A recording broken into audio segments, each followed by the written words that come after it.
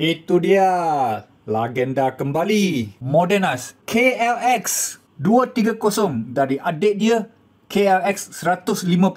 Telah dilancarkan di Malaysia. Di Malaysia dijual sebagai jenama Modenas, tapi ini adalah Kawasaki. Dan sekali mereka melancarkan dua varian untuk, iaitu KLX 230S dengan harga RM23,000 dan KLX 230SM dengan harga RM23,600 sahaja.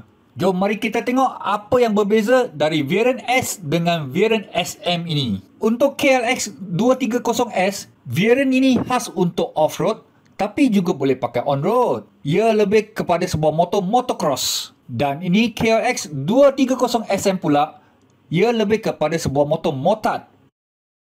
Apa yang menarik adalah enjin dia masih kekalkan air cool, sebab bila di dalam hutan atau pergi ke off-road, pakai air cool, kamu tidak perlu risau ada masalah lebih daripada enjin. Seperti water pump, nanti radiator bocor dan sebagainya. Dengan enjin 233cc yang menghasilkan 18 Nm of torque dengan 19.7 horsepower. Untuk kedua-dua varian ini, mereka menggunakan enjin yang sama, sekali lengkapi dengan 6-speed gearbox.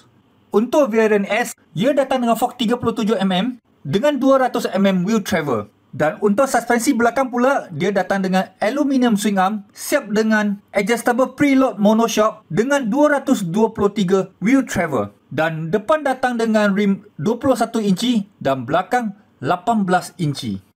Sangat sesuai terus pergi ke off-road tanpa ada risau tak boleh lalu mana-mana bahagian yang kasar atau ada obstacle yang besar. Dengan ketinggian seat 96mm, tapi sebenarnya tak tinggi sangat kerana apabila kamu duduk ke atas, dia punya suspension belakang akan rendah sedikit. Motor ini sangat ringan, dalam 130 kilo saja, sesuai untuk kegunaan harian, baik untuk masuk ke off-road. Dan color design dia lebih kurang macam KLX yang sebelum ni, dengan body dia hijau, frame dan engine warna silver. Ini pula adalah varian KLX 230SM dengan warna body grey, dengan dia punya chassis dan engine dengan bahagian lain semua hitam. Dan design dia memang lebih kepada sebuah motor motard. Dengan harga jualan hanya RM23,600 saja. Tapi untuk varian SM ni, dia datang dengan fork 37mm upside down forks. Siap dengan disc rotor 300mm dengan twin port caliper untuk bahagian depan dan 220mm disc rotor untuk bahagian belakang. Kedua-dua motor ni juga datang dengan sistem ABS. Jadi, mana satu kegemaran anda? KLX 230S atau 230SM? Sila komen di bawah pendapat anda ya.